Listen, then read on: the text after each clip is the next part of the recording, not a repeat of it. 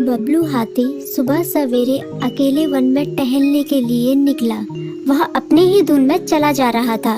लगता था उसके दिमाग में कोई उलझन है जिसे वह सुलझाने की कोशिश कर रहा था। सड़क पर आगे बढ़ते ही उसके सामने चीकू खरगोश भागा। बबलू का पैर उसके ऊपर पड़ने ही वाला था कि चीकू जोर से चिल्लाया। उसकी आवाज सुनकर बबलू ने अपना पैर पीछे खींच लिया। कहाँ खोए हो बबलू भाई? कहीं नहीं, बस कुछ ऐसे ही सोच रहा था। किस बारे में? तुम जानकर क्या करोगे? शायद मैं तुम्हारी कुछ मदद कर सकूं। तुम तो जानते हो आजकल वन में कितनी चोरियां हो रही हैं, पर चोर का कोई अता पता ही नहीं है। इस बात को लेकर वन के सारे प्राणी चिंतित थे। वे वहाँ खुद को सुरक्षित महसूस नहीं कर रहे थे। अरे चीकू भाई, हम मजबूर हैं। हम चोर को पकड़ ही नहीं पा रहे हैं। वह बहुत चालाक है और अपने काम को बड़ी कुशलता से अंजाम दे रहा है। कहीं कोई सबूत ही नहीं छोड़ रहा। हमारे राजा इस बात को लेकर बहुत चिंतित हैं। यही कारण है कि हम सब इस बारे में सोच रहे हैं। अब तुम मेरी इसमें क्या मदद कर सकते हो? मैं कुछ सोचता हूँ, हो सकता है मुझे कोई उपाय सूझ जाए। प्रयास करने में कोई हर्ज तो नहीं है।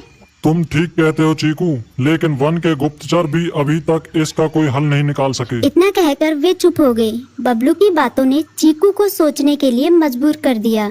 चीकू को उदास देखकर बबलू बोला, तुम अपना मन छोटा मत करो। मुझे अच्छा लगा कि तुमने मेरी परेशानी को समझा। कभी मैं भी इस वन के लिए गुप्तचर का काम करता था।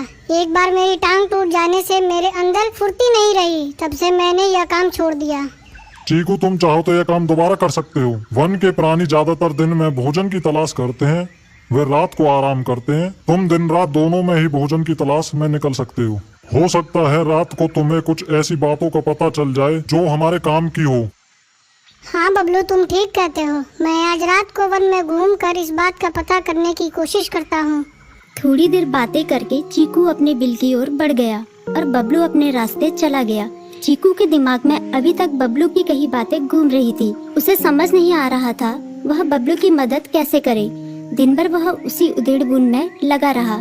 शाम होते ही चीकू कुछ सोचने लगा और वह चुपचाप बिल से बाहर निकल आया। चीकू की पत्नी ने देखा तो बोली, इस समय कहाँ जा रहे हो? बाहर खतरा है। खतरा तो सुबह भी रहता है, लेकिन खतरों से डर कर हम भूखे तो नहीं मर सकते। मैं बाहर घूम कर आता हूँ। इतना कहकर चीकू रात को बिल से बाहर निकल आया। कुछ दूर जाकर उसकी नजर बंकू उल्लू पर पड़ी, जो कुछ ही दूरी पर था।